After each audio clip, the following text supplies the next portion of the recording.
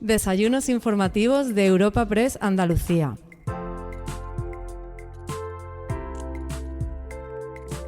Celebramos una nueva cita en los desayunos informativos de Europa Press Andalucía y lo hacemos ofreciéndote el último de los bloques del evento Andalucía hacia el futuro.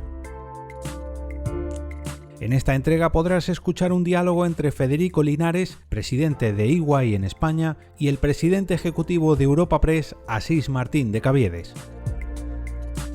A continuación, una mesa redonda centrada en la innovación y moderada también por Asís Martín de Caviedes, que contará con la participación de Paz Carreras, jefa de investigación de Silverstone, Patricia Úrbez, Head of Public Sector de Fujitsu, y Jesús Vidal Barrio, CEO de Conecta.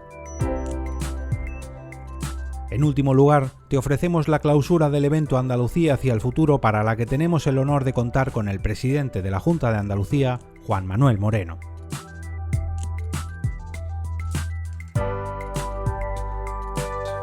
Buenos días a todas y a todos. Voy a hacer Federico, si me permites, una breve reseña curricular. Todos te conocemos, para que, digamos, te ponga un poquito en marco, ¿no? Federico Linares García de Cosío es nacido en Cádiz, es abogado y desde julio de 2019 es el presidente de EY en España, donde compagina su cargo con la presidencia del Consejo Social de la Universidad de Cádiz. Federico es un andaluz hasta la médula. Estudió Derecho en la Universidad de Sevilla, realizó un máster en el Instituto de Empresa y en EY empezó su carrera en Málaga. De ahí pasó a Nueva York, dio muchas vueltas por el mundo para volver a España a desarrollar una brillante carrera hasta la presidencia. Además, tiene una faceta docente potente como profesor del IE Law School. Un lujo tenerte, porque aparte tú y yo somos amigos y eso siempre cuenta mucho. Tú eres, como decía, un andaluz hasta la médula y yo soy un andaluz, bueno, pues de tierra de acogida, pero me considero también casi tan andaluz como tú. Bueno, vamos a ver, yo quería hablar contigo, Federico, de 3 temas. Tenemos 25 minutos, me han dicho, máximo, que tenemos que abreviar, pero es que es muy importante. El primer tema es, queremos todos y todas conocer tu opinión sobre el Plan de Recuperación y Resiliencia de España, anunciado por nuestro Gobierno, y en el marco de los fondos Next Gen. El segundo tema que queremos hablar, obviamente, tenemos que aterrizar Andalucía. Esto es Andalucía hacia el futuro, y quiero preguntarte pues, cómo ves posicionada Andalucía. Y el tercer tema y último, que espero que nos dé tiempo, es hablar de la innovación como palanca de crecimiento sostenible, insisto, como palanca de crecimiento sostenible. Empezamos por lo primero. Lo primero, darte las gracias, así, darte las gracias como amigo y a Europa Press por la invitación. Yo como presidente de EY no puedo estar más contento. Es un privilegio estar aquí con todos vosotros y como andaluz es un honor, de verdad, poder compartir este rato con vosotros, porque efectivamente soy andaluz hasta la médula. Pues venga, vamos a por ello. ¿Qué te parece el plan de recuperación anunciado? ¿Y tú crees que es operativo? ¿Tienes confianza en él? ¿Los fondos Next Gen van a ser o no un elemento realmente dinamizador de la economía española? ¿Qué valoración haces? Pues a ver, efectivamente, el plan de recuperación, transformación y resiliencia, el programa Next Generation EU, en términos generales, bueno, yo creo que nadie estará en desacuerdo si decimos que es la gran oportunidad de transformación de España. Cuidado, que no se acaba ahí, no se acaba ahí. Pero bueno, yo creo que este tema lo conocemos bien. Nosotros tuvimos en la firma en EY la suerte de que el Ministerio de Economía y el Gobierno confiaran en nosotros para apoyarles técnicamente la presentación del plan en Bruselas. Vamos, que lo conocemos desde el principio y lo conocemos bien, Conocemos el meritazo, por cierto, que han tenido los equipos del Gobierno que han trabajado, liderados por el Ministerio de Economía, por la vicepresidenta, y la verdad es que han hecho un trabajazo, y lo tengo que decir pública y abiertamente. A ver, fuimos como país, así, el primer país que presentó el Plan de Recuperación, Transformación y Resiliencia. Hemos sido de los primeros países en verlo aprobado. Hemos recibido ya pues, unos 9.000 millones de euros y recibiremos pronto otros 10-12.000 millones.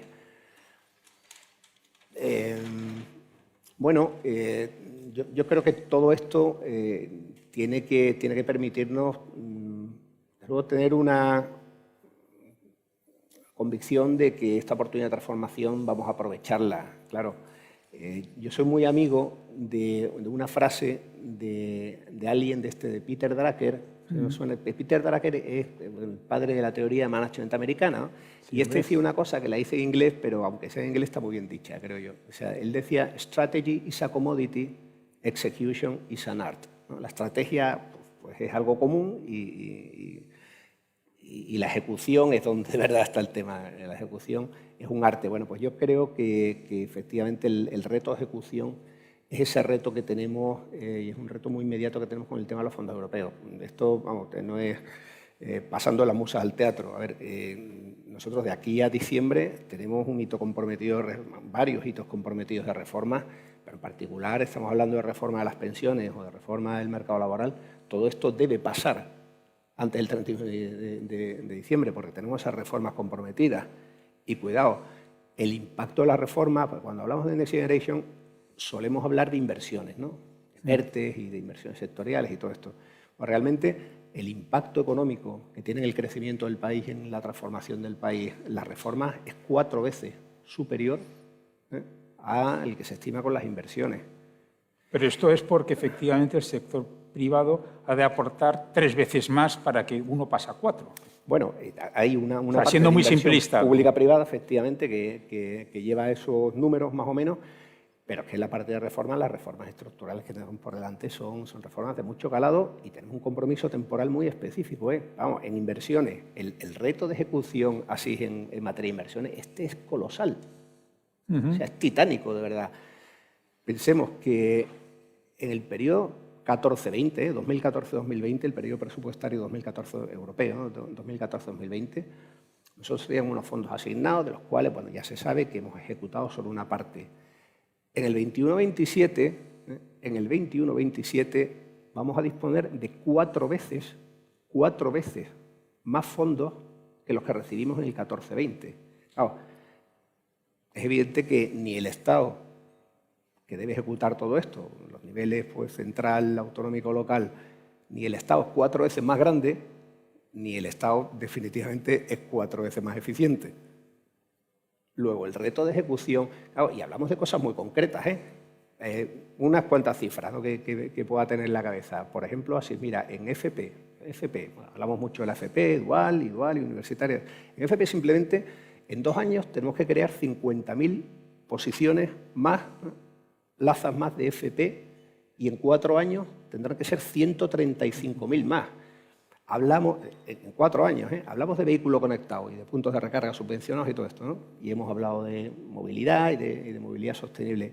Claro, en 3 años tenemos que tener 238.000 vehículos conectados, puntos de recarga subvencionados en 3 años. Con redes de abastecimientos, claro, puntos de carga eléctrica. Exacto, o hablamos de, pues no sé, sostenibilidad energética en reforma de vivienda.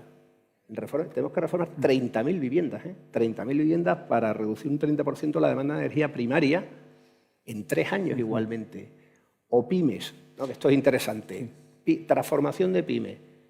800.000 pymes son el objetivo del Digital Toolkit, ¿no? El programa de transformación digital de la pyme. Claro, estos son números que marean, ¿no? Son números que marean, son números que están aquí, o sea, son hitos y compromisos que tenemos que cumplir en los 2 próximos años. Fenomenal. Vamos a aterrizarlo un poco a Andalucía. ¿Me vas a permitir que lea en alto una cosa que has escrito tú?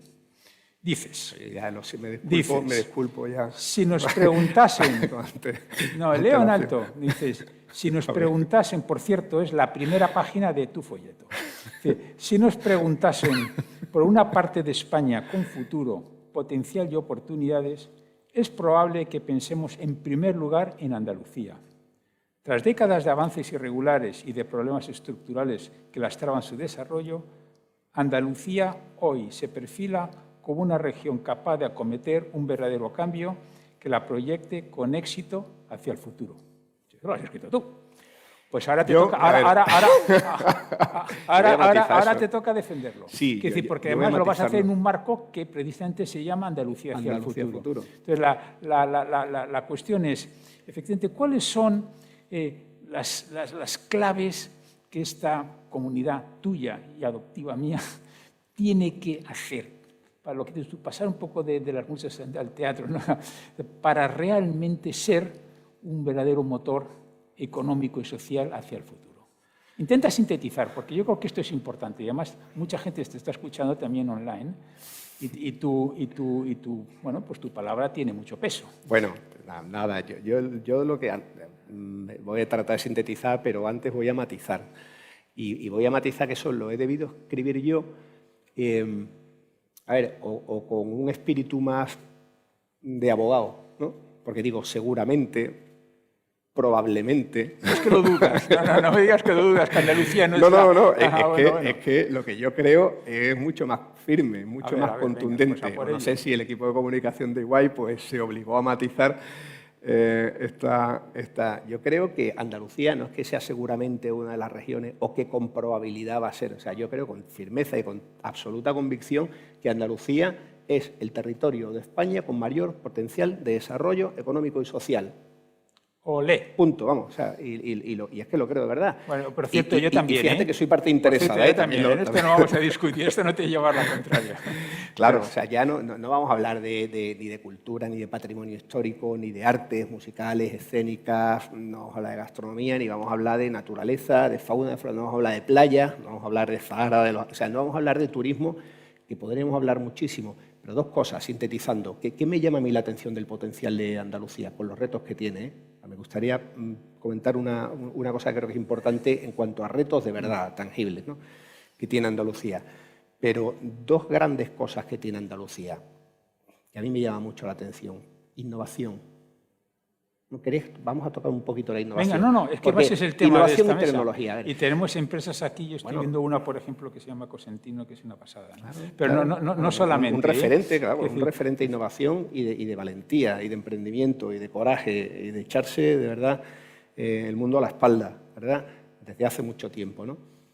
Pero es que en innovación y tecnología, el Parque de la Salud en Granada, o aquí el Parque de la Cartuja, por ejemplo, en Sevilla, el Parque Tecnológico de Málaga.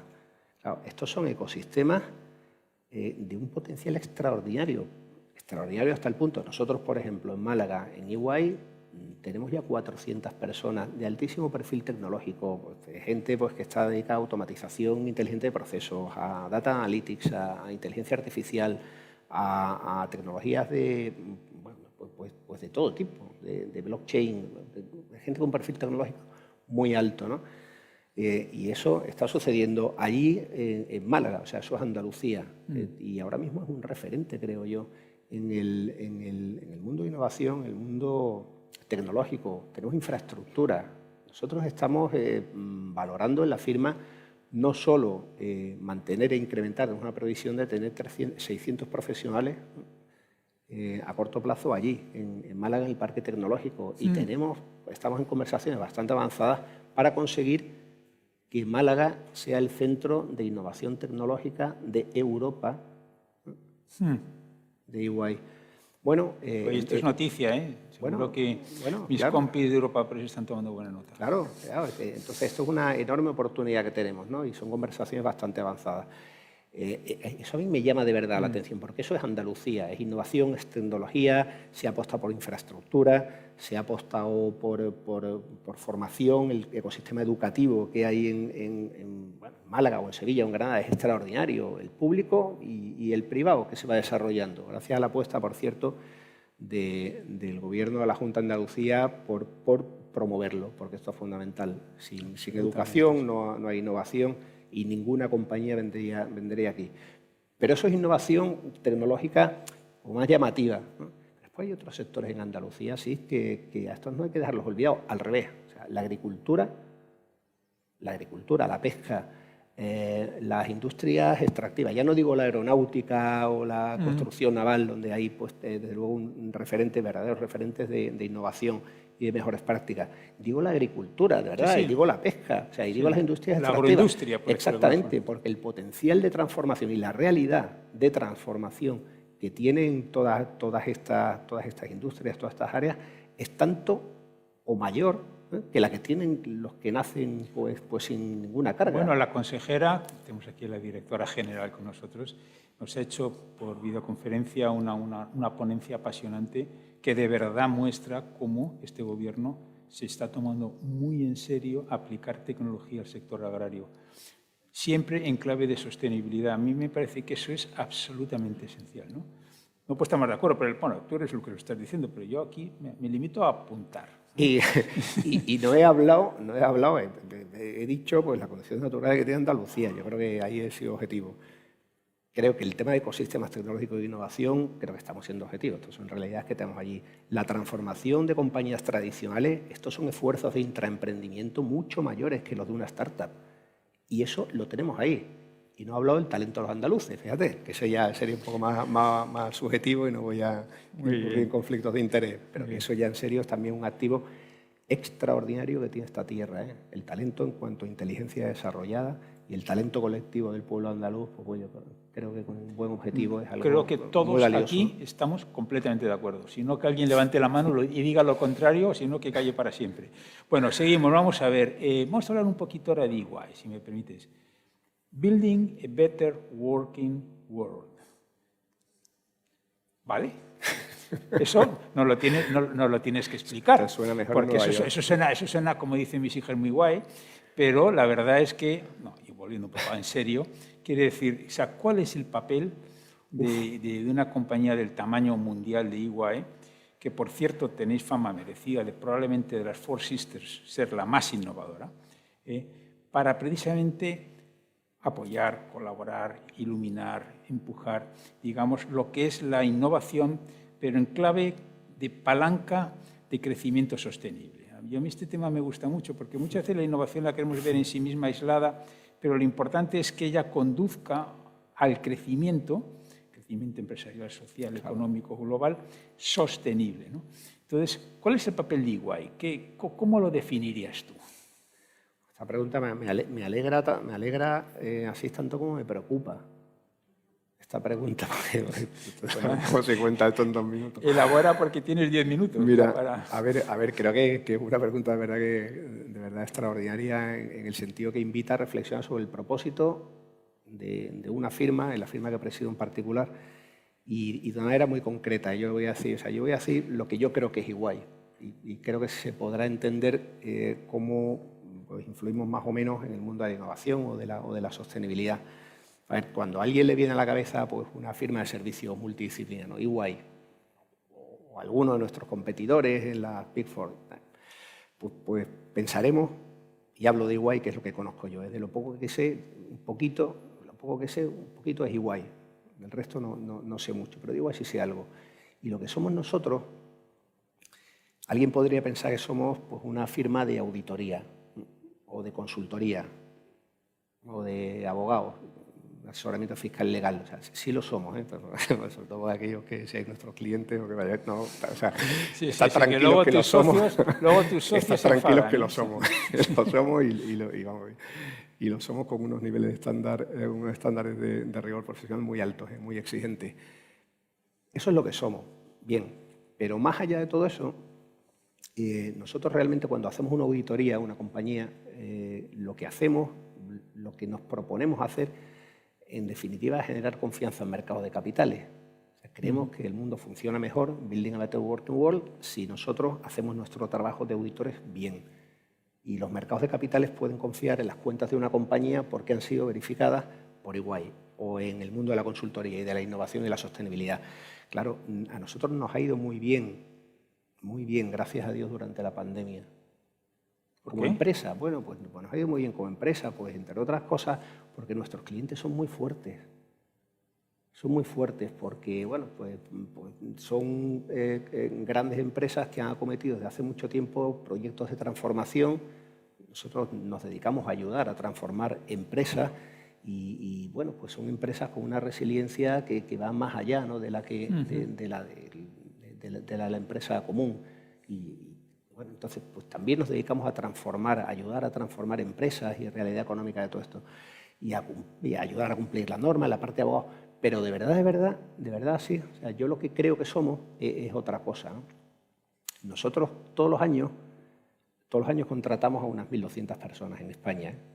En España, 1.200 personas. Son 1.200 profesionales todos los años, un año más, otro año menos, y que van desarrollándose, van creciendo con nosotros y van saliendo, ¿no? Pues van saliendo a empresas, acaban siendo directivos, o están en clientes, o directivos de empresas en general.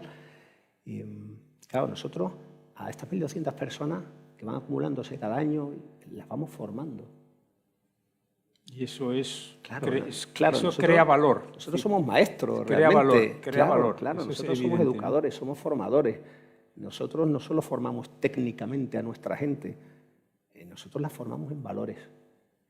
Claro, en valores de honestidad, de transparencia, de integridad, de pasión, de liderazgo, de excelencia, de compromiso, de disciplina. O sea, eso es lo que de verdad hacemos nosotros. Y por eso pues nos encanta, por supuesto, nuestro core business, nuestro propósito principal, la auditoría, la consulta, y nos encantan muchas otras cosas que están en un perímetro un poco más alejado, ¿no? Nos encanta el emprendimiento, apoyamos mucho el mundo del emprendimiento, de las startups, de las scale-ups, están muy implicados, personalmente implicados.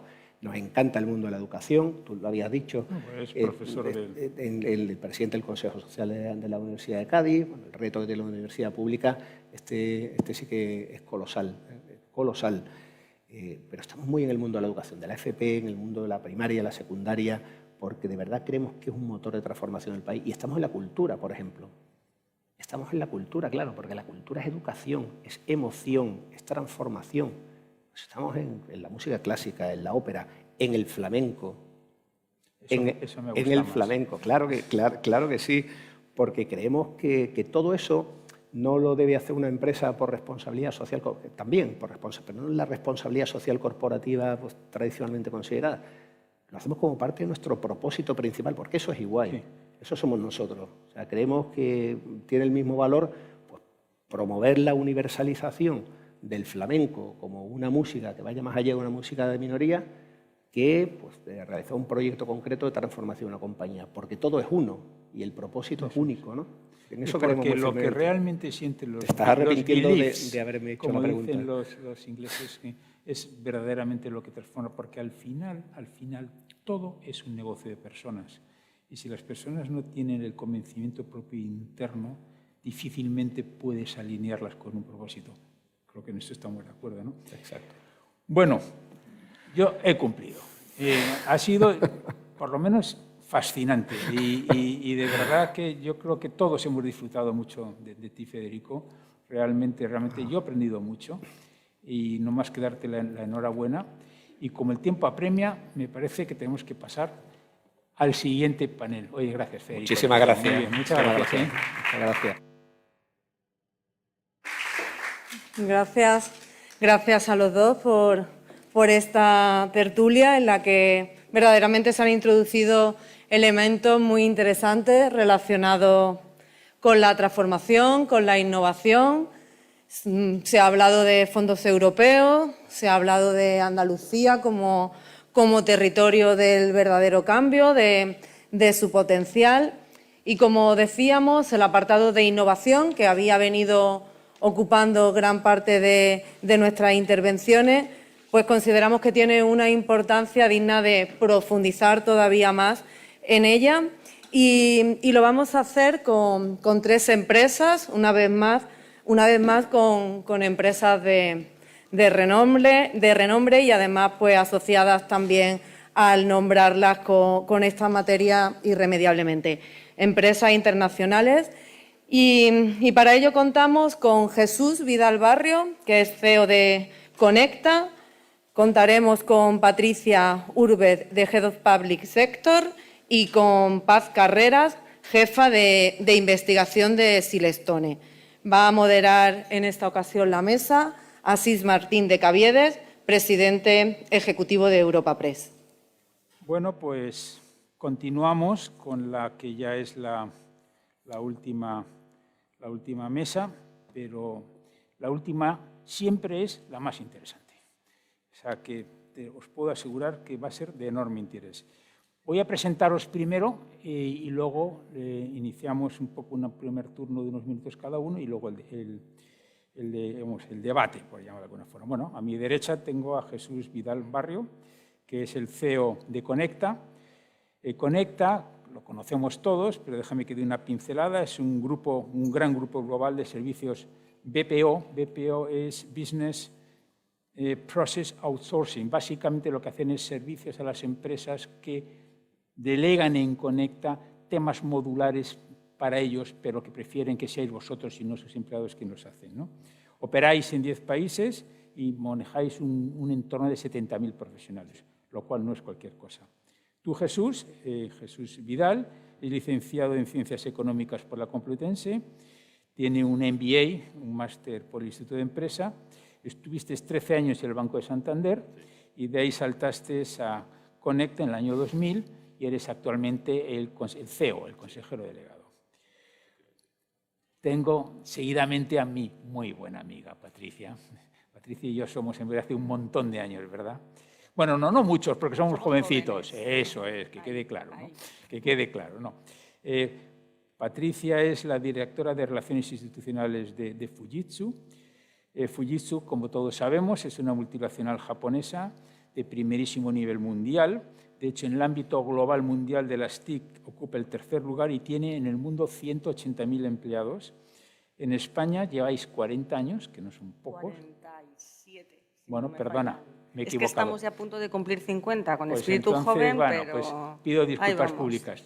Oye, yo he leído 40 en 48. algún lado, tenéis que actualizar la web. Bueno, tenéis 47 años de 47 años de experiencia en España y empleáis 2.800 personas en España. Y finalmente tenemos a Paz Carreras, que es la directora de Investigación y Desarrollo de Silverstone, que es la marca referencial de Cosentino. Cosentino es una empresa absolutamente espectacular, de esas empresas realmente admirables. Como todos conocemos, es una de las principales empresas familiares, no solamente de Andalucía, que es la número 1, sino también de España, y es líder mundial en superficies de piedra, con ventas de más de 1.000 millones y marcas tan conocidas como Silverstone, como Decton, como Sensa, etc., ¿no? Empleáis 5.000 personas y tenéis 150 unidades de negocio en 5 continentes. Espectacular, de verdad. Y además, si puedes conocer, que yo tengo ocasión alguna vez a vuestro fundador y presidente, a Paco, es una de esas personas que realmente te dejan personalmente una huella profunda. De verdad. Bueno, Paz Carreras es licenciada en Físicas por la Universidad de Barcelona, es máster en la Politécnica de Cataluña en Energías Renovables y doctora con un PhD también por la Universidad de Barcelona y entró en Cosentino en el año 2016. Bueno, como todos creo que estaréis de acuerdo conmigo, difícilmente Europa Press podía haber escogido mejor panel para hablar de lo que nos toca, que es innovación. Pero a mí me gustaría, como tuvo ocasión en el coloquio anterior con Federico Linares, enfocar la innovación como palanca de crecimiento sostenible. O sea, no innovar per se porque hay que innovar, no. Hay que innovar porque si no, no creces, y si no creces no tienes un negocio sostenible. Esto yo creo que es la secuencia importante. Entonces, lo que yo os pediría, por este mismo orden, empezando por ti, Jesús, si quieres, que en unos minutos nos cuentes exactamente en Conecta cómo lleváis el tema de la innovación en esta clave de crecimiento sostenible. Tú tienes la palabra. Bueno, pues buenos días y gracias por la invitación a participar con vosotros. Bueno, en Conecta hemos trabajado dentro de ese desarrollo sostenible y ese crecimiento sostenible básicamente en adaptar las infraestructuras y las comunicaciones en un entorno cloud. O sea, tenemos 20 años de historia o 21 años de historia en la compañía y no nacimos como una empresa digital. Y teníamos que adaptarnos al mercado y a las necesidades de los clientes, de nuestros clientes, que son para los que nosotros trabajamos. ¿Y por qué digo que tuvimos que adaptarnos? Porque teníamos una estructura rígida, una estructura tradicional de telecomunicaciones y de infraestructura, y teníamos que adaptarnos a los crecimientos y a las necesidades y las demandas que nos daban nuestros clientes. Por eso trabajamos en una infraestructura cloud y unas comunicaciones cloud que nos permitían elasticidad, poder hacer en cualquier momento una transacción o 1 millón de transacciones. Tener una fiabilidad, es decir, tenemos que estar 24/7 disponible, porque los clientes de nuestros clientes lo que quieren es inmediatez, quieren respuestas, no quieren ante una consulta o una transacción que podéis hacer por banca online o una transacción que queráis hacer con vuestro telco, no quiere que me lo dejes para mañana, quiero tener la resolución hoy.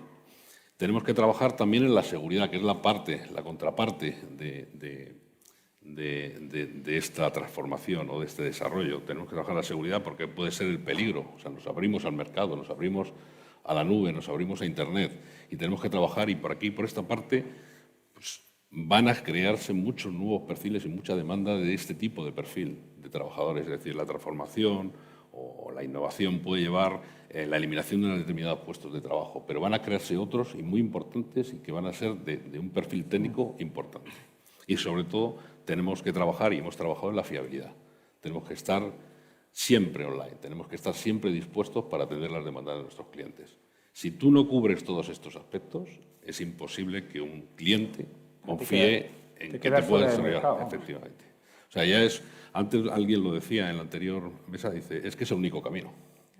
O sea, no tienes más remedio que estar en esta transformación, en esta innovación, para adaptarte a lo que son los nuevos necesidades del mercado y de los clientes de tus clientes. Interesante, fiabilidad, seguridad, rapidez en la respuesta. Elasticidad. Elasticidad.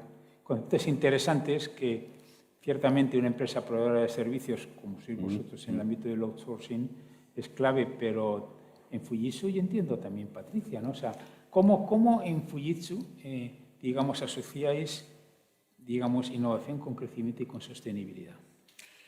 Pues, bueno, primero de todo quiero hacer una pequeña matización, porque aparte de hacer relaciones institucionales, que también me tocan, soy en realidad la directora general para el sector público, con lo cual mi relación con las administraciones pues es bastante continua, también por respeto a mis compañeras de marketing y comunicaciones. También tenemos que actualizar la web en esto, por lo que estoy viendo. Así que, bueno, pues entrándome un poquito en el tema, a ver, Fujitsu es una empresa japonesa y ya por eso inherentemente tenemos la innovación en nuestro ADN. Nuestro propósito es construir pues, sociedades más eficientes, a poder ser más felices, más sostenibles, pero siempre, fijaos, con una innovación creíble y confiable. Y esto es importantísimo, porque hablamos de la rehumanización de la tecnología, de la rehumanización, de lo que es innovación. Y es cierto, la persona tiene que estar, antes lo comentabas tú, Asís, en el centro de todo, porque la tecnología como tal, la digitalización, es solo una palanca. Es importante, eso sí, pero no sirve absolutamente de nada si no resuelve un problema social o económico de la sociedad. Y yo pondría el crecimiento económico, la sostenibilidad, la digitalización, pero también la resolución de problemas sociales dentro de lo que es el mismo ámbito. Eso me va a interesar luego hacer una ronda. Sí. Pues además voy a empezar por ello. Es importantísima la digitalización y os voy a contar algo de un estudio que acabamos de hacer en Fujitsu en relación con cuáles han sido los drivers para que las empresas sobrevivieran durante la pandemia. España es uno de los 9 países que se ha analizado, ¿no? Y fijaos que el 69% de las empresas que tenían una parte online, que podían teletrabajar, que podían tener pues, esos músculos digitales, el valor del dato, la automatización de los procesos, incrementaron sus ingresos en el 2020. Sin embargo, el 53% de las que eran offline, es decir, las que no tenían esa capacidad de comunicación a través de ese mundo digital, ¿vale? Y decrementaron sus ingresos y hasta un 11% de ellas cerraron. Está claro que la empresa que no sea digital en el futuro no tendrá futuro, valga la redundancia, pero tampoco no lo tendrá la que no sea sostenible. En Fujitsu tenemos unas áreas foco que, fijaos, tienen la sostenibilidad implicada en todas ellas. Antes también había un comentario de unos compañeros que decían una línea de negocio. No. O sea, la sostenibilidad tiene que estar en todas y cada una de las áreas en las que estamos trabajando para que esa empresa realmente lo interiorice, lo imbrique en cada uno de sus departamentos y por ello pueda contribuir a ese crecimiento. Pues fijaos, las líneas son una producción sostenible, ¿vale? Lo que es la experiencia de usuario, es decir, la parte social, la experiencia del consumidor, la experiencia del ciudadano, ¿vale? Una healthy living se le llama, que es digamos, una vida saludable, es importantísimo el punto sanitario. Pensad que España somos el 3er país del mundo en esperanza de vida al nacer. Estamos detrás, porque os lo estáis preguntando, de Japón y de Suiza. Estamos los terceros con una media de 83,4 años. Las mujeres, 86. Los hombres, yo que vosotros iría haciendo la media, para ir calculando. Entonces, bueno, lo que os comentaba, healthy living y también una sociedad confiable. Y luego, como tecnológica que somos, unas líneas más horizontales que le llamamos el digital shift, que esto es valor del dato y nuevos modelos de trabajo en base a esa digitalización y elementos innovadores. La parte de Business Applications, que va absolutamente enfocada a lo que es el crecimiento del negocio a través de la digitalización y la innovación. Y, por último, lo que es el Hybrid IT, y estamos hablando de un mundo mucho más conectado. Pues os voy a poner 2 o 3 ejemplos para dejar tiempo también a los compañeros. Pero bueno, os voy a poner un ejemplo social, uno económico y uno productivo, por hacer un caso rápido. Sanidad. Nosotros estamos trabajando, aportando nuestras capacidades de inteligencia artificial y de Big Data. Por ejemplo, aquí, con la Fundación, conjuntamente trabajando con la Fundación Progreso y Salud de aquí de Andalucía, pero también con el Servicio Murciano de Salud, aplicando estas capacidades a lo que es la medicina 4P. ¿Vale? La medicina 4P estamos hablando de personalizada, predictiva, preventiva y participativa, y enfocada a la genómica, para los datos ómicos que son propios. ¿Para qué? Pues para identificar tendencias de personas o predisposiciones a sufrir determinadas patologías. Para identificar una cosa que me parece súper importante, las reacciones adversas que puede tener una persona ante un fármaco determinado. Y, evidentemente, para dar recomendaciones personales. Pensad que las mujeres, y ahora ya que antes he arremetido contra los hombres, voy a hacerlo contra las mujeres, bueno, la verdad es que no es un tema demasiado, es un tema sensible. Por ejemplo, el cáncer de mama. El 13% de las mujeres en algún momento de nuestra vida tendrán o tendremos un cáncer de mama.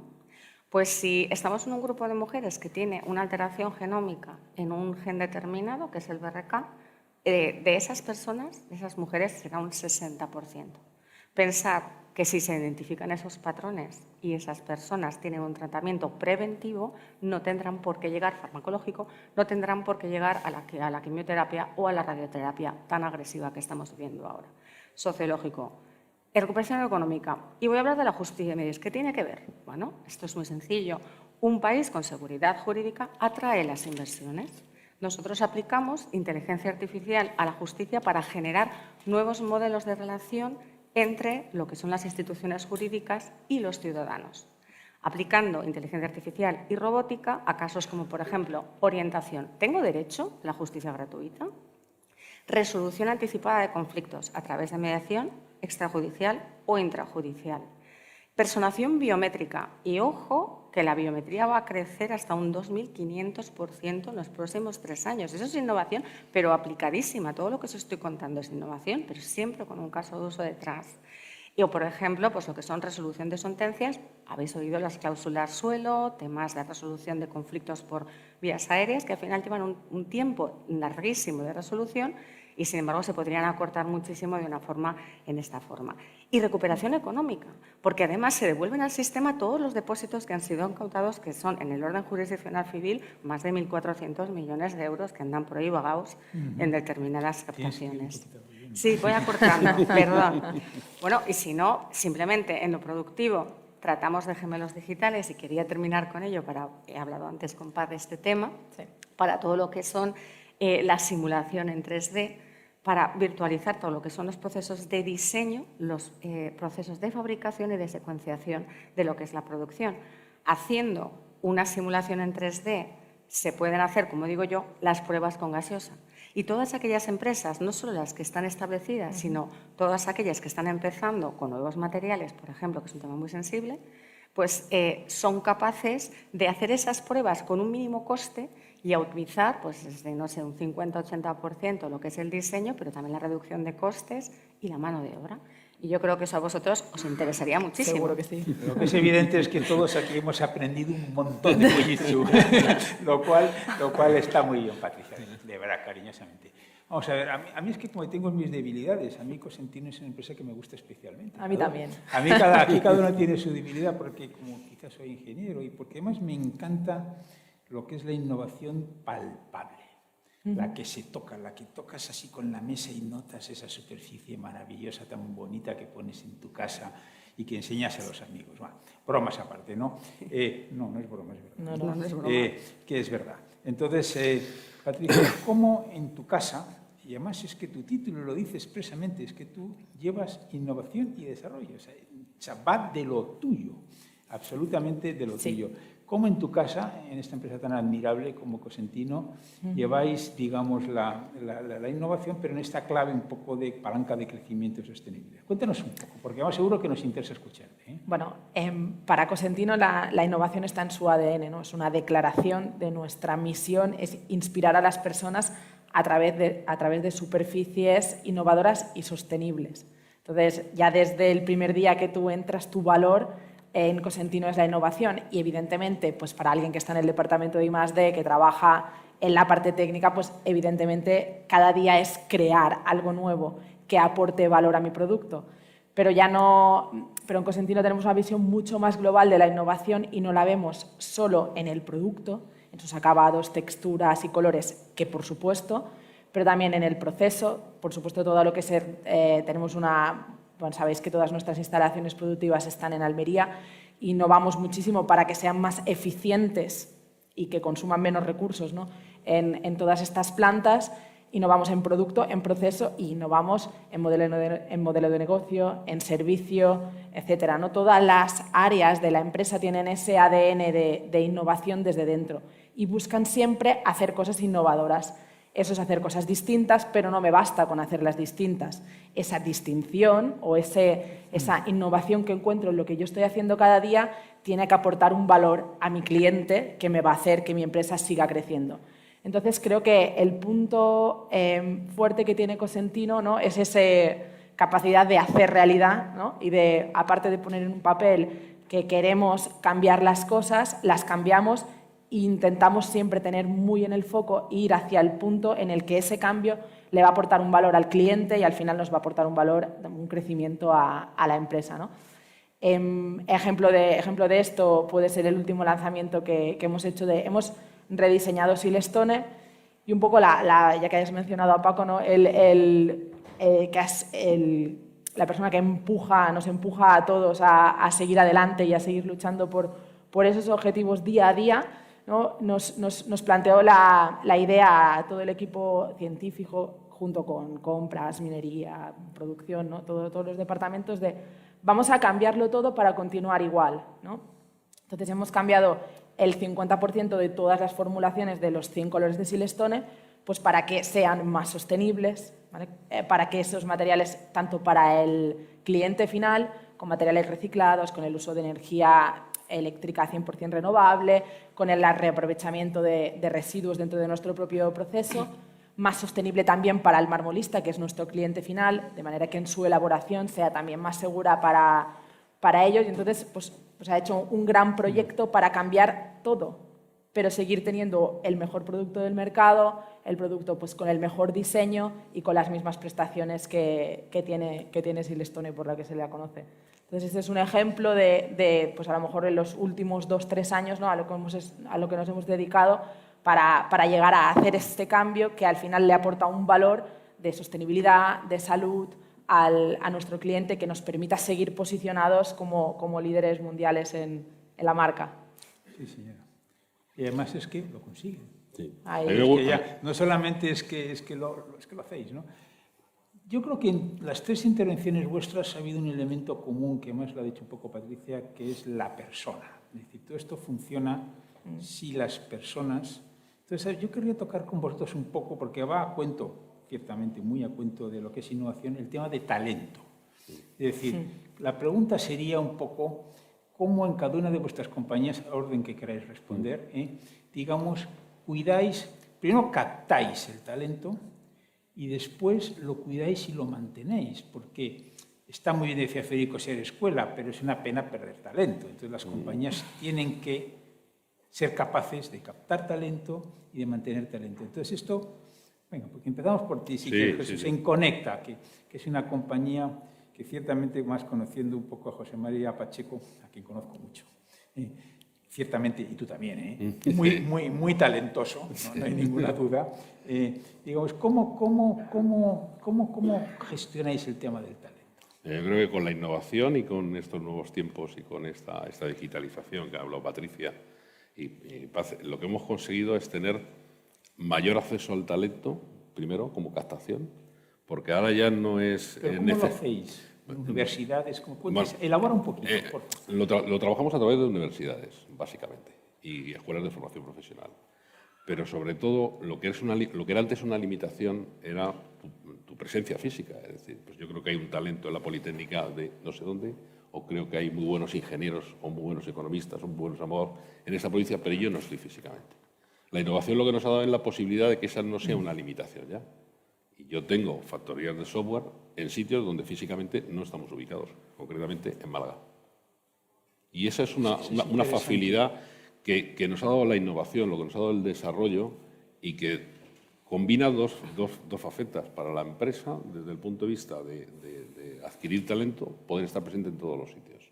Y para el empleado, pues un poco conciliación también, en un entorno de su propio hogar, hacer una ejecución profesional, desarrollarse profesionalmente con la empresa, evidentemente con sesiones o con encuentros de coaching con la empresa para reafirmar su sentimiento de pertenencia, pero yo creo que eso combina los dos factores, ¿no? Es decir, adquirir el talento y que haya una conciliación familiar perfecta con el empleado. Esto es interesante, el tema de identificación de las personas talentosas con la empresa es un tema que me gustaría luego darle otra vuelta, porque eso no es un tema menor.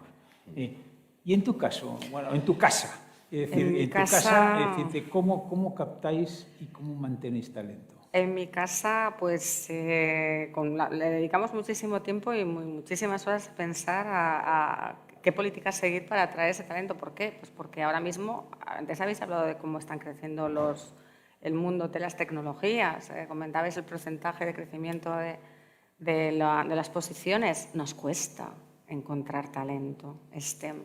O sea, evidentemente ya no solamente es captar ese talento y retenerlo, sino que es que estamos compitiendo con el resto de las empresas del sector. Es que tenemos un verdadero shortage en ingenieros de inteligencia artificial, en perfiles de ciberseguridad, etcétera, etcétera. Entonces, ¿qué hacemos? Por centrarnos, pues evidentemente trabajamos muchísimo con las universidades, captando el talento desde su salida, haciendo programas conjuntos, incluso hay veces protocolos de colaboración con diferentes universidades para participar también desde dentro y que de alguna manera nos conozcan mejor. Trabajamos en programas, hemos lanzado programas de formación dual con la Fundación Bertelsmann y adicionalmente, desde luego en el ADN mío, yo cada vez que estoy asumiendo un becario, ayer lo hablaba con la directora de gestión de talento de la compañía, yo no es para que esté 3 meses y aproveche que tengo brazos y piernas trabajando a mi lado. O sea, yo lo quiero para que esté 2 años, aprenda, o 1 año, aprenda el negocio, realmente se quiera seguir y captarlo para que realmente sea una persona a la que pueda asumir dentro de la plantilla. Fomentamos también, y creo que es un tema importante, que no quiero pecar de feminista, pero sí es verdad que en España el 51% de las personas somos mujeres. Entonces, las vocaciones STEM tenemos que fomentarlas, en mujeres y en hombres, pero en mujeres también. Porque no nos podemos permitir el lujo, esto no es un problema de género, es un problema de número. Es que yo necesito más cantera para seguir dando mi servicio. Y tengo que retenerlo, tengo que motivarlo, tengo que darle un plan de carrera profesional, que evidentemente están los equipos de recursos humanos en ello, pero tengo que tener cantera para poder contratar. Entonces, formación indispensable, interna, que damos a nuestros empleados y a las personas que trabajan con nosotros a través de, por ejemplo, lo que es el canal, pero evidentemente también creérnoslo nosotros que podemos llegar. Formación, planes de incentivos, muchos temas más sociales, fíjate que económicos en este caso, porque es más el tema del reconocimiento. Hay perfiles nuevos que buscan, todo el mundo busca que le paguen un buen salario. Pero el tema de reconocimiento, el tema de trabajar en un colectivo, que te guste tu proyecto, que te sientas parte de él, ese ownership es clave. Absolutamente esencial. Absolutamente esencial. Quizá en tu casa, que tiene mucho sexy, no sea tan difícil, o sí. Yo creo que mantenerlo. nuestra ubicación es un hándicap en ese sentido.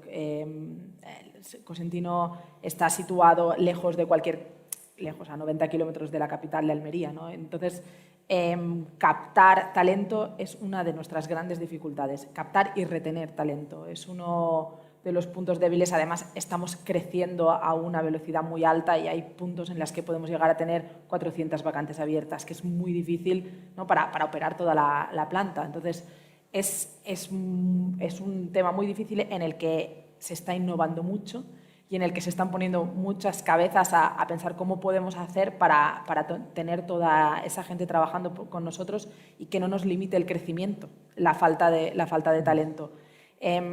Por supuesto, tenemos programas duales con la universidad que pasan a estar con nosotros durante su último año de universidad en todos los departamentos. Tenemos FPs que se imparten en Cosentino mismamente, donde directamente las prácticas de ese FP se hacen directamente en las fábricas, de todos, directamente los que entran.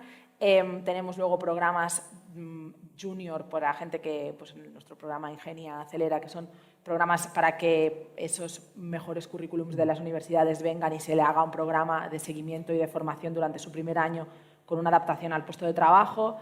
Y luego, bueno, pues programas desde doctorados en universidades en temas de Cosentino para que se formen en los temas que luego nosotros necesitamos, porque no hay muchas universidades que investiguen en el área de materiales que a nosotros nos es de interés, ni siquiera en la provincia de Almería.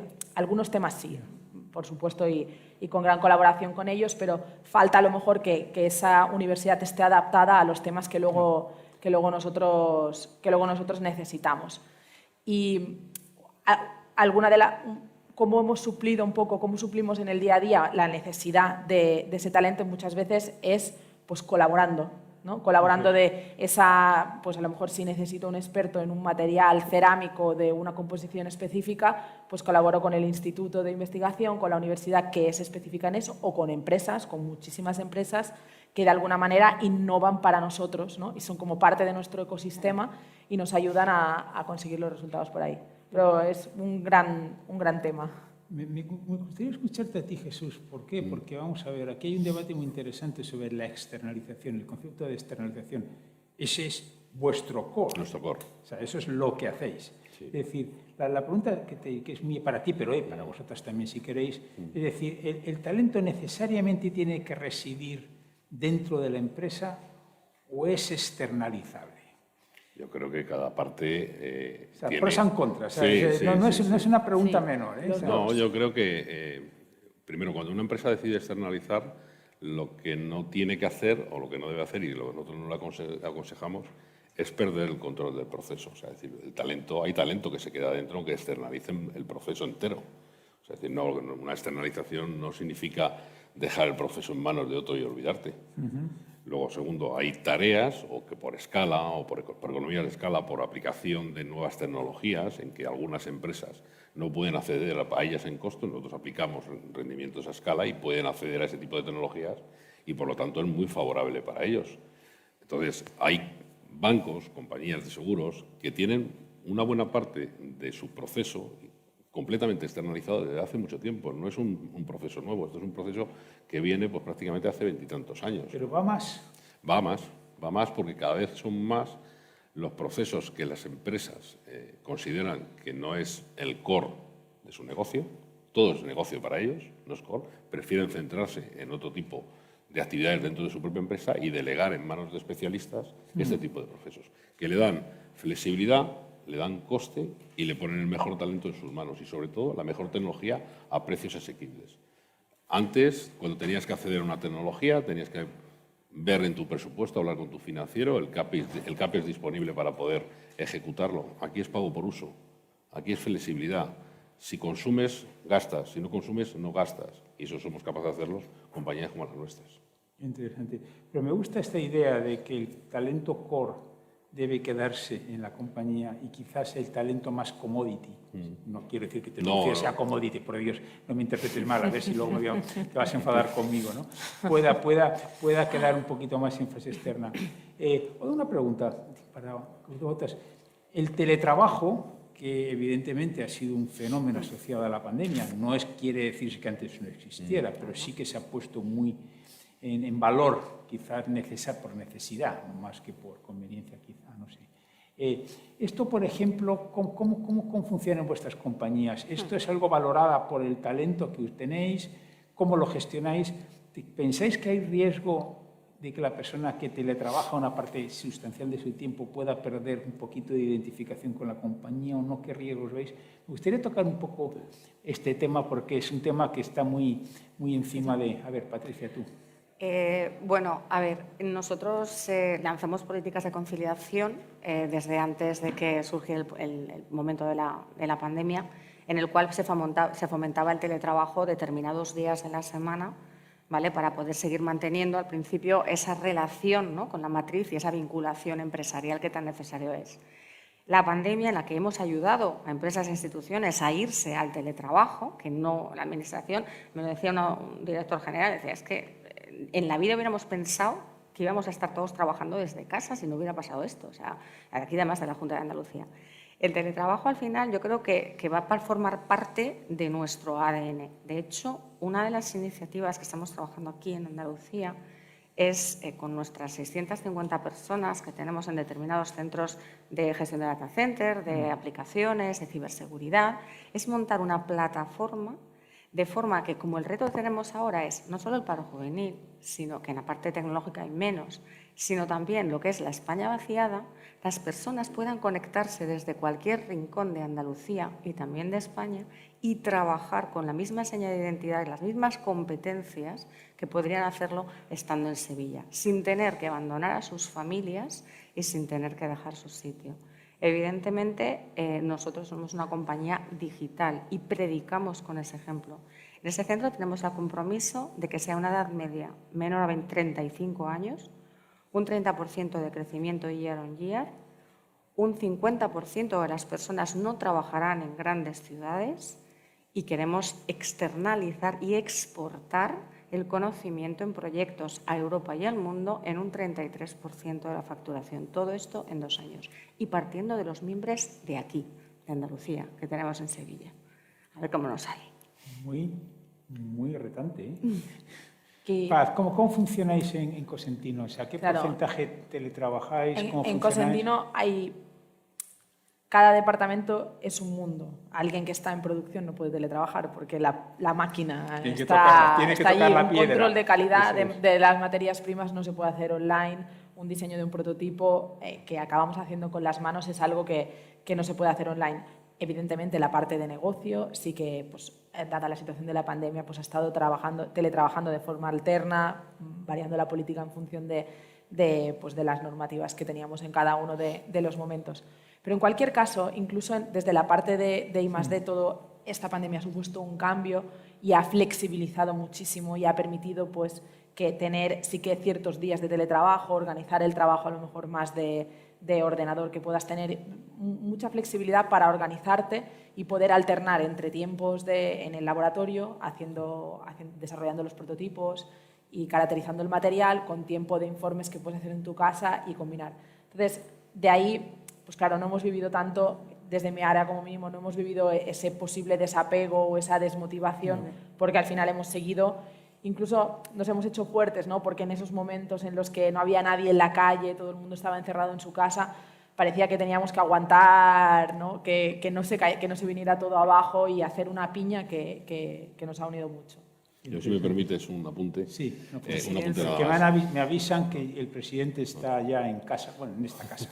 Y por lo tanto, me quedaría solamente oírte a ti y luego un minuto cada uno para que me digáis o nos digáis en alto cuál es el propósito de vuestra compañía.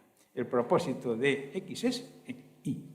O sea, que irlo pensando. A ver, el apunte es simplemente que yo creo que el teletrabajo ya estaba presente antes se ha acentuado con esto de la pandemia, pero desde nuestro punto de vista es fundamental para evitar ese desapego y para mantener ese sentimiento de permanencia, periódicamente reuniones grupales con tus compañeros, con tus equipos, para compartir conocimiento, para compartir experiencias, porque también el teletrabajo aísla un poco.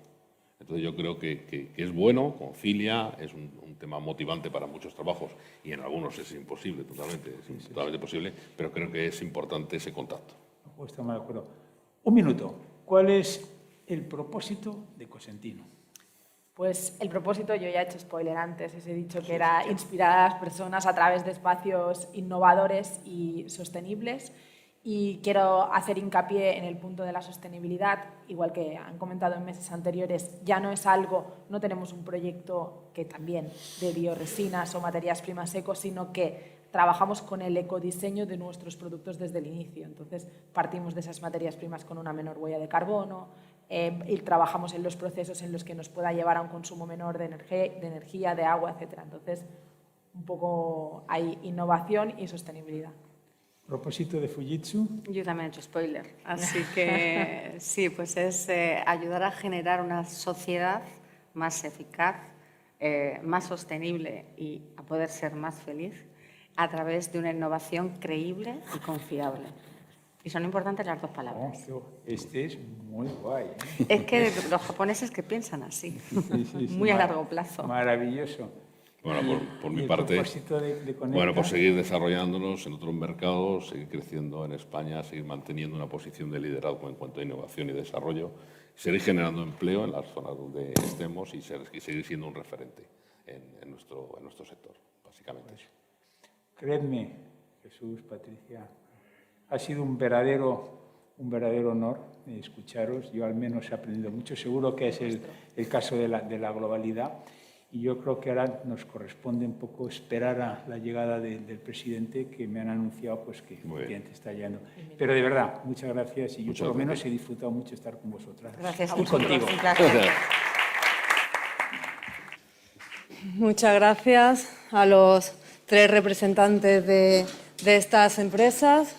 Gracias por las reflexiones, gracias por las explicaciones sobre el aspecto de la innovación que, como ya sabíamos y vamos confirmando cada día más, pues es algo importante en el presente y en el futuro. De hecho, pues hemos concluido que la transformación es el camino para las empresas, que es el único camino. Hemos hablado de talento, han hablado de la persona y ya por último hablaban del teletrabajo con el contexto que la pandemia nos había traído.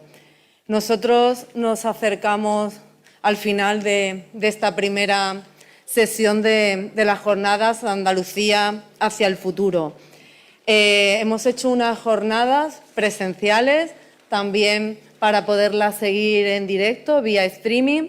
De hecho, hemos emitido 12 horas en directo en estos últimos 2 días.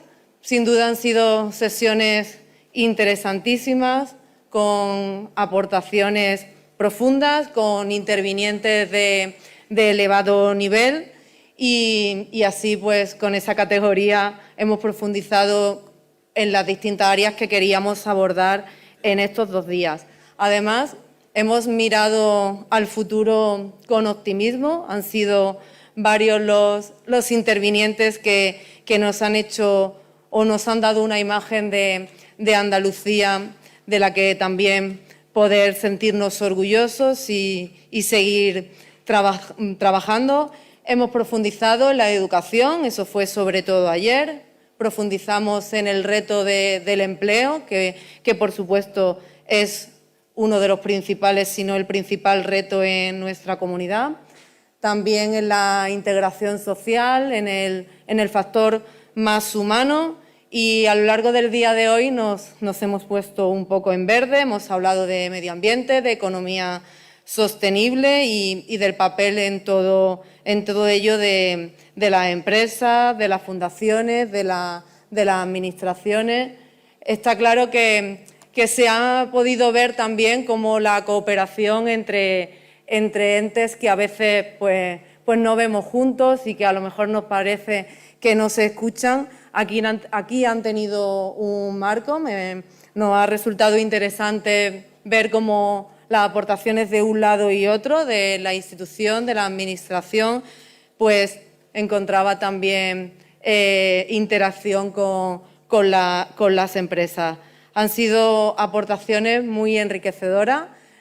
Podemos destacar además que el nivel de las empresas y de los ponentes que nos han acercado a estos temas han sido pues de un nivel internacional. Todos son empresas de una gran proyección y ahora pues nos va a ir tocando pasar a la clausura. Vamos a hacer un breve descanso, retomamos en unos minutos para proceder a la clausura. Gracias por su atención. Bueno, muy buenas tardes a todos. Quiero empezar saludando al presidente de Europa Press, querido Asís, que como siempre está muy presente en Andalucía en todas y cada una de no solo las actividades económicas, de las que sé que ha habido un rico, intenso y apasionante debate, sino también sobre muchas actividades del ámbito social, del ámbito cultural, donde siempre Europa Press está presente, ¿no? Y eso para nosotros también es un motivo de mucha satisfacción, ¿no? Saludar también a todo el equipo de Europa Press hoy aquí presente. Todos forman parte ya de nuestro paisaje habitual en la comunicación andaluza y por tanto estamos muy agradecidos, ¿no? Muy rápidamente, consejera de Cultura, venimos de Bellas Artes, de hacer una cosa muy bonita esta mañana, delegado del Gobierno de la Junta de Andalucía, presidente de la Fundación Cajasol, autoridades, diputados, diputadas presentes aquí. Agradeceros, por supuesto, a todos la presencia, a la propia presentadora, Laura, que ha hecho una introducción rápida. A mí siempre me hacen una introducción de 2 horas, te está esperando. Yo me quedaba así medio cortado, digo, ya. O sea, que está muy bien, a ver si vamos cogiendo ese ritmo, ¿no? Bueno, yo en primer lugar quiero agradecer la invitación, como no puede ser de otra manera. Agradeceros una vez más por participar en un foro Europa Press y sobre todo de algo tan importante y fundamental para el día a día como es la economía, ¿no? Y además hacerlo aquí en la Fundación Cajasol, con su presidente, al que también, evidentemente, Antonio, agradezco el trabajo y el esfuerzo que se hace desde esta fundación, precisamente para promover, para debates, ideas, en definitiva, para mejorar nuestra sociedad, ¿no?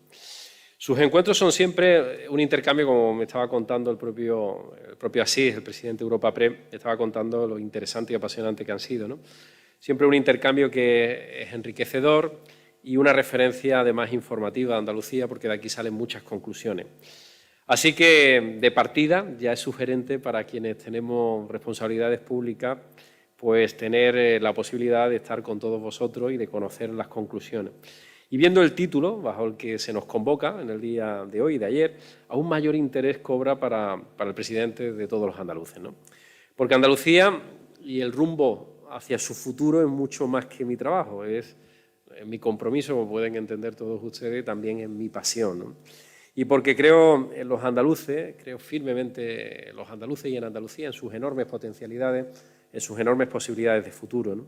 Y porque vivimos además un momento histórico que nos lleva a definir en dónde y cómo dirigirnos a un futuro que tiene que ser, evidentemente, tiene que ser de éxito, ¿no? Y digo momento histórico porque en Andalucía coinciden algunos de los motores más importantes que pueden espolear la economía, ¿no? Por un lado, el de la transformación, transformaciones que son inéditas y que se han producido como consecuencia también de la pandemia y que debemos aprovechar, ¿no?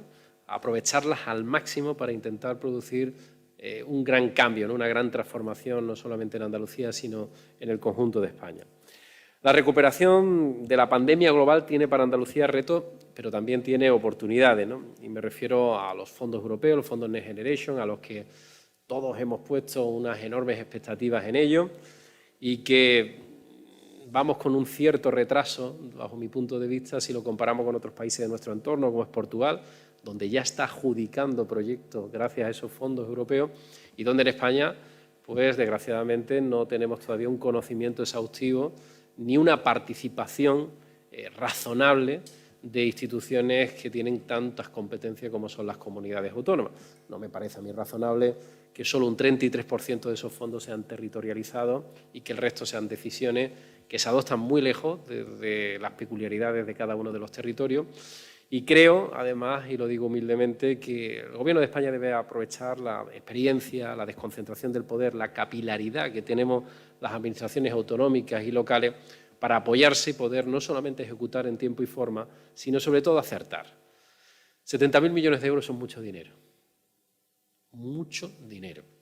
Si ese dinero se pone y se acierta en dónde se quiere poner, se vincula a nuestro sistema productivo, podemos hacer grandes transformaciones. Es más, yo podría decir incluso que Andalucía podría recortar en términos de convergencia con las comunidades más prósperas y ricas de España varios puntos. Por tanto, es una gran oportunidad histórica.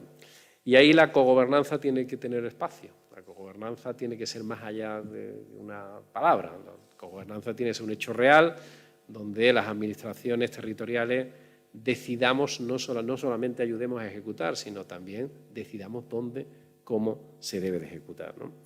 Pero además se están produciendo nuevas demandas y también se están produciendo nuevos mercados que no existían y que ahora, dentro de este corrimiento que ha habido en nuestra economía como consecuencia de la pandemia, lo vamos a tener cerca, ¿no? Y también una nueva adaptación a nuestro modelo económico. Para hacerlo tenemos que hacerlo más productivo, eso es evidente, pero al mismo tiempo tenemos un compromiso como sociedad y una responsabilidad también que se nos pide de la Unión Europea, que ese modelo también tiene que ser mucho más sostenible, ¿no? Y, por tanto, la línea de transformación digital, la línea de revolución verde son dos líneas fundamentales que desde el minuto 1, antes de la pandemia, desde el Gobierno andaluz hemos impulsado, conocedores de que iban a ir por ahí los tiros, que necesitamos superar la brecha digital antes de la pandemia. Después de la pandemia ya hemos visto dónde tenemos verdadera laguna, ¿no? Y que hay que aprovechar estos fondos para evitar esa brecha, y después la transformación en términos productivos hacia esa revolución verde, hacia esa sostenibilidad medioambiental, ¿no? Y a esas circunstancias suma el motor reformista que tiene el Gobierno de Andalucía, ¿no? El Gobierno de Andalucía es un gobierno evidentemente reformista, en el sentido de que creemos que al reloj hay que darle cuerda siempre, porque si no se para.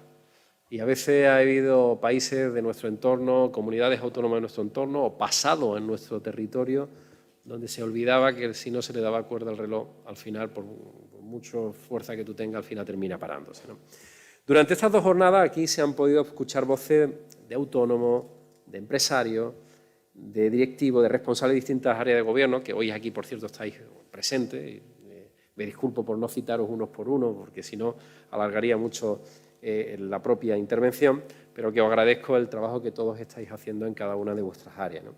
Intuyo además que la mayoría estarán de acuerdo conmigo en que ante una gran oportunidad que tenemos ahora mismo delante de nosotros, el mayor error que se pudiera cometer sería el no hacer nada, el dejar pasar esa oportunidad. Y el segundo error que podríamos cometer sería empeñarse en encontrar varitas mágicas, ¿no? Hay a veces situaciones o los ciudadanos idealizamos cosas que no son, o sea, no, varitas mágicas no existen, y además los políticos no debemos de introducir esas variables, no debemos prometer cosas que no podamos hacer. Porque si prometemos cosas que no vamos a hacer o no podemos hacer, evidentemente llevamos a una frustración a la sociedad y, por tanto, una melancolía. Y eso nunca es bueno ni para la sociedad ni para la credibilidad de las instituciones, ¿no? Tercer gran error que podríamos cometer sería el poner obstáculos a los que se esfuerzan en aprovechar la ocasión. Las administraciones no están para inventarse obstáculos. No tenemos que justificar nuestro sueldo, nuestra razón de ser, inventándonos todos los días leyes, decretos o iniciativas que no hayan sido previamente reflexionadas, que no hayan sido previamente debatidas y habladas con los sectores protagonistas de cada una de esas iniciativas. Porque si no, al final lo que estaremos haciendo será poner obstáculos y trampas, ¿no? En definitiva, desde el Gobierno de Andalucía nos hemos alejado de esos 3 caminos que, bajo nuestro punto de vista, son equivocados, y ante las oportunidades de Andalucía lo que queremos es intentar que la recuperación sea lo más intensa, profunda y duradera posible, ¿no? Hemos impulsado una ambiciosa agenda de reforma. Es cierto que durante 20 meses hemos tenido un paréntesis. La pandemia no entraba en los planes que yo diseñé como presidente del Gobierno andaluz, y la pandemia ha trastocado evidentemente algunos de los objetivos, algunas de las reformas, porque lo prioritario era salvar vidas, lo prioritario era reforzar, en ese caso, tener UCI, tener respiradores, y en eso hemos trabajado. Y hemos huido de las utopías. Preferimos el diálogo, preferimos la estabilidad, preferimos el sentido común, que ideas utópicas que ya sabemos que no nos llevan a ningún lado. En definitiva, nosotros hemos basado nuestro trabajo en varias cuestiones, que no son suficientes. Muchos de ustedes, cuando yo termine de hacer la frase, van a pensar, bueno, que queda un montón de cosas por hacer y además sigo teniendo todavía muchos problemas. Y es cierto, nos queda mucho por hacer. El cambio no son 2 años y 9 meses, el cambio es una transformación profunda, sostenida en el tiempo, donde además hay alianzas profundas y complicidades con la sociedad a la que no hemos alcanzado. Pero creo que uno de los grandes objetivos ha sido aliviar regulaciones innecesarias, ¿no? todas esas regulaciones que no tienen ningún sentido, que a alguien se le ocurrió en su día y que supone una gincana para cada uno de los que queréis crear empleo, ¿no? Y sobre todo también ese intervencionismo excesivo, que no es bueno. Lo acabamos de ver ahora mismo con un proyecto de ley, decreto, que huele a intervencionismo, que además no está debatido, con quien tenemos las responsabilidades plenas, que en materia de vivienda, como es precisamente las comunidades autónomas, donde no se nos ha consultado, donde no se nos ha informado, donde no ha habido la más mínima cortesía en el sentido de decir, oiga, vamos a hablar con ustedes competentes, que tenéis que impulsar este proyecto de ley, ¿qué pensáis? Los que estáis cerca del territorio y, por supuesto, a todos aquellos sectores implicados, ¿no? Y lo vamos a ver con la regulación, como he dicho, del precio del alquiler, que además va a plantear una inseguridad jurídica. Yo siempre hago un comentario. La pregunta es, ¿por qué quien tiene un piso vacío no lo alquila? ¿Por qué? Esa es la pregunta que nos tenemos que hacer. Dice, no, es que hay un parque de viviendas vacías muy amplias. Vale, de acuerdo. La pregunta que nos tenemos que hacer es, ¿y si ese señor o esa señora puede ganar dinero alquilándolo y no lo alquila? Algún problema debe haber.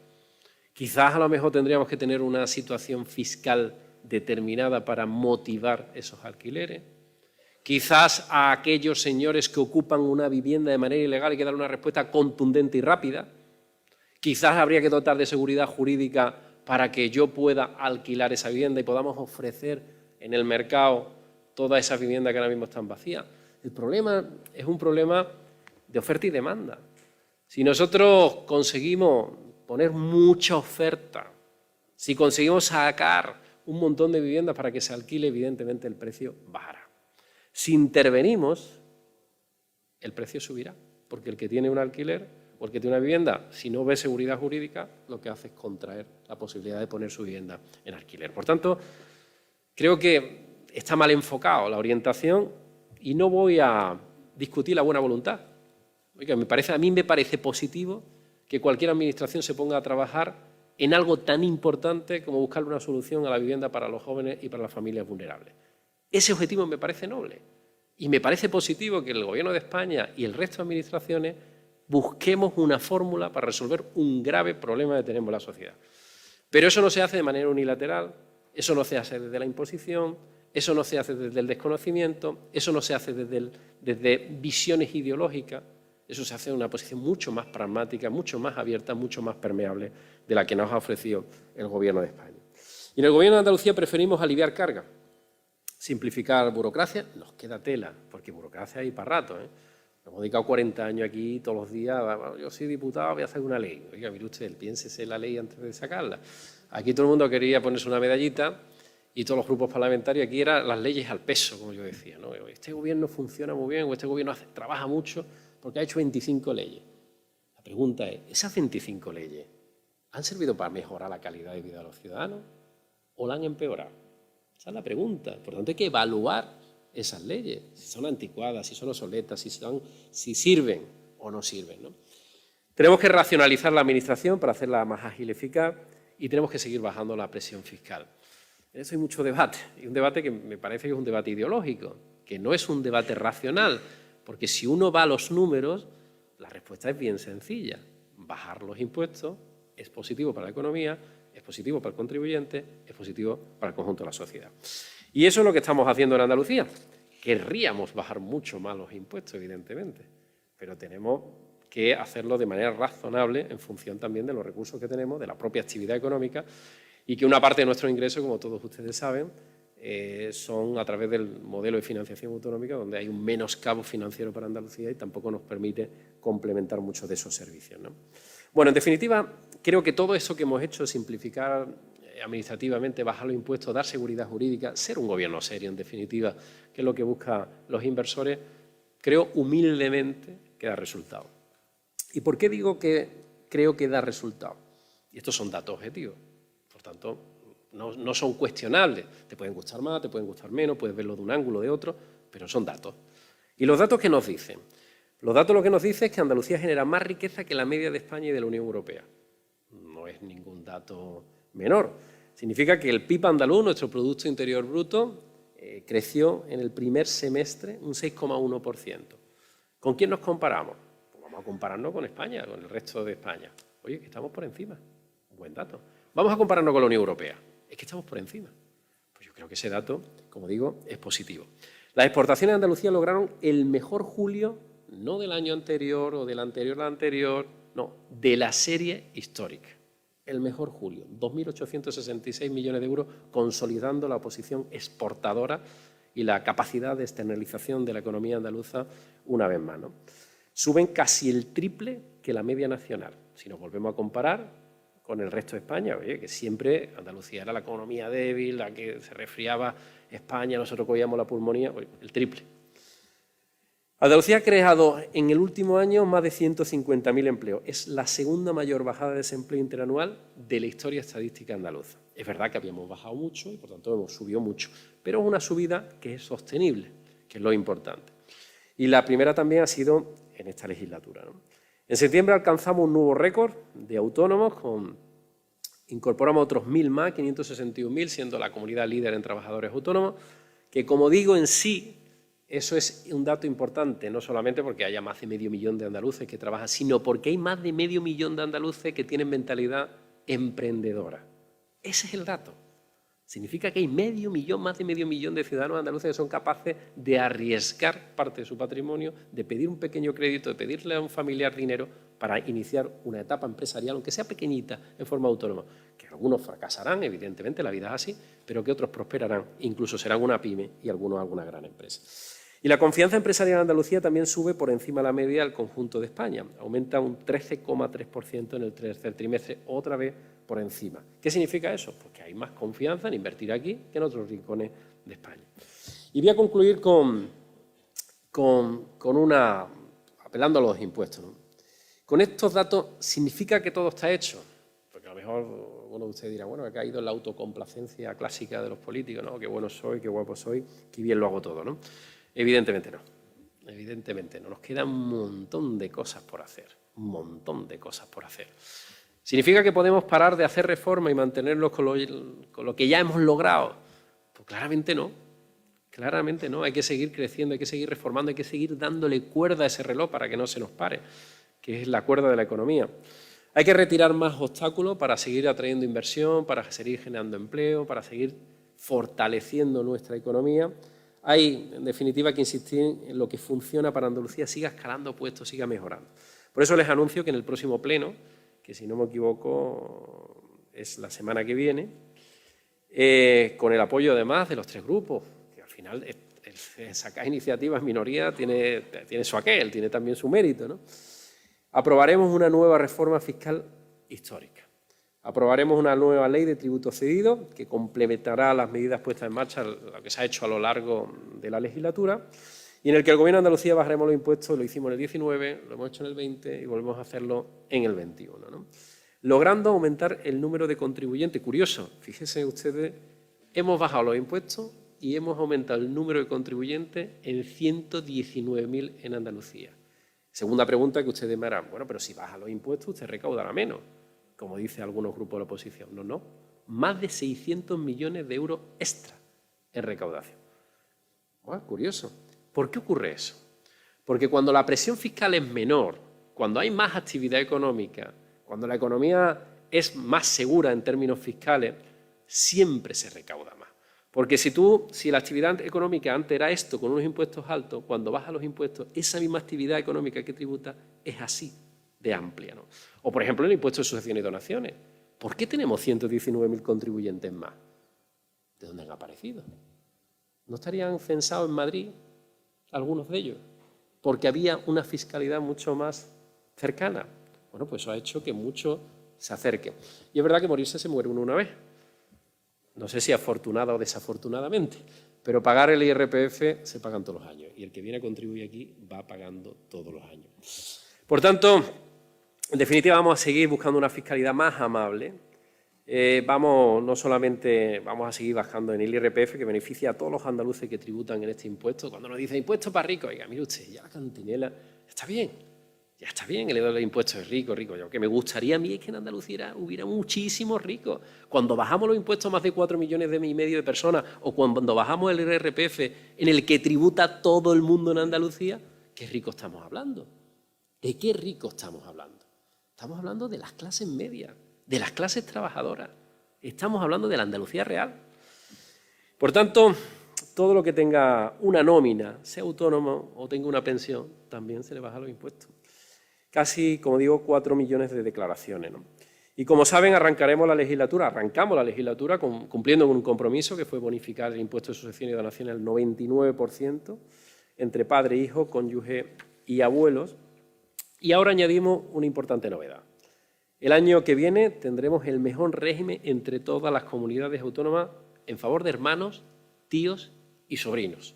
De manera que vamos ampliando definitivamente para que ese injusto impuesto deje de ser una pesada carga al trabajo, al esfuerzo y al compromiso de toda una vida en términos de patrimonio. Y aquí, si me permite,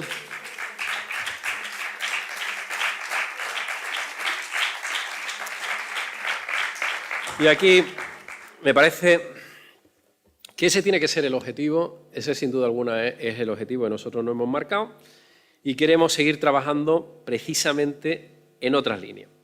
Hasta ahora vamos a intentar también darle un impulso más a la agenda reformista, vamos a hablar del acceso a la vivienda pero desde otra óptica distinta que nos parece, por la experiencia de otros países, mucho más razonable y mucho más efectiva. Vamos a desarrollar política social y familia, vamos a crear inversión y además se puede hacer todo esto cuando dicen, no, oiga, mire usted que los gobiernos liberales, claro, es que bajan impuestos, pero claro, todo eso repercute en contra de la calidad de los servicios públicos esenciales. Eso es una quimera, porque en Andalucía hemos subido más de 2.000 millones de euros a la inversión en sanidad, hemos llegado a los récords que nunca ha llegado a nadie, al 7% en la inversión en sanidad, el 7% del PIB, el 5% de la educación, nos gastamos 1.742 millones de euros, cifra récord en dependencia, que no es suficiente porque estamos infrafinanciados, pero lo hacemos, ¿no? Por tanto, yo creo que vamos a seguir trabajando y vamos a seguir escalando en el ranking, ¿no? En el ranking de la Fundación para el Avance y la Libertad y la Tax Foundation se percibe el cambio de Andalucía, que ha pasado de ser el último, o sea, el infierno fiscal puramente clásico, hemos pasado y hemos escalado casi 5 puestos en competitividad fiscal. Bajar impuestos año tras año ha situado a Andalucía en el top 5 de las comunidades de los territorios fiscales más competitivos en España. Y es verdad que no podemos competir con territorios forales, tienen una singularidad que es la que nosotros no podemos competir. En definitiva, y por no extenderme más, vamos a seguir en esta senda. Y por eso cuando yo oigo y leo que el Partido Socialista, y no me gusta, y saben ustedes que no soy muy abonado a la crítica ni del adversario ni de nadie, ¿no? Porque al final uno tiene que ir a lo suyo y hacer lo mejor que pueda y los demás, como decía mi abuela, que se apañen, ¿no? Por lo mismo digo, cada uno que cometa el error que quiera cometer.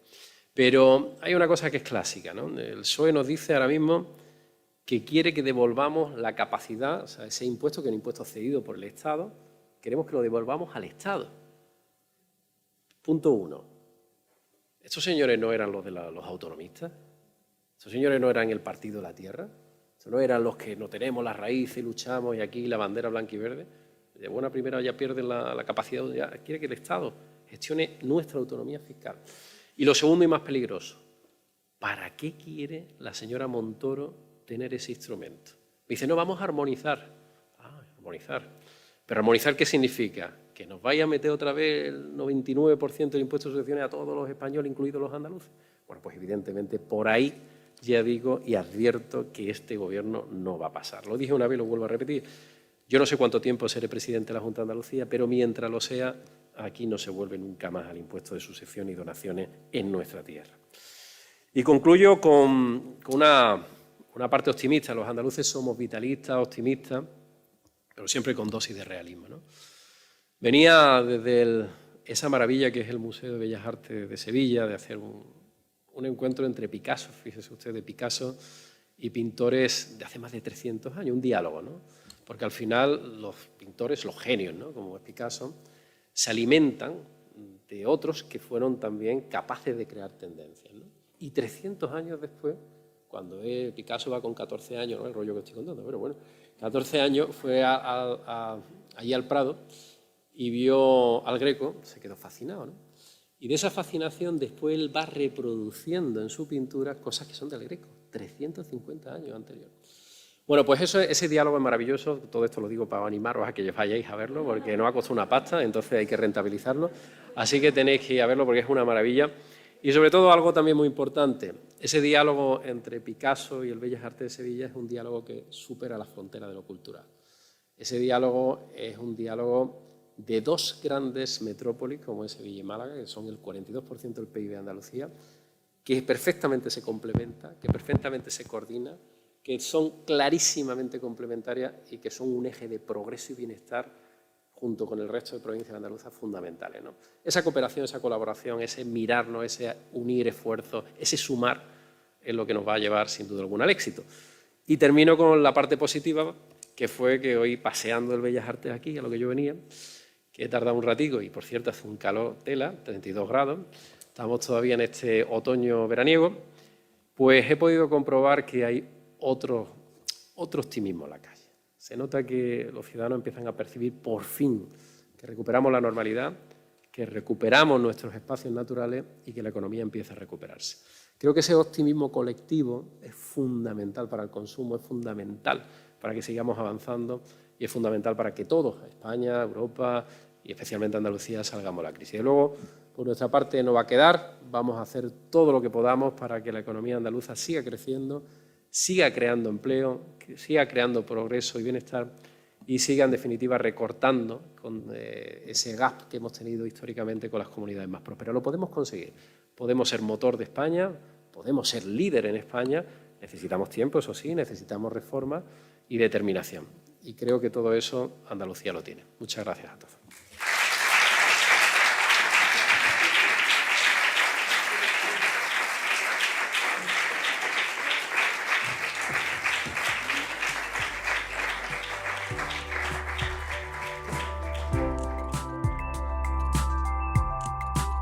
Despedimos este episodio del podcast de los desayunos informativos de Europa Press Andalucía, invitando a todos nuestros oyentes a descubrir el resto de episodios de este programa, así como los del resto de podcasts de Europa Press a través de europapress.es/podcast. Recuerda que todos ellos están disponibles en las principales plataformas de podcasting.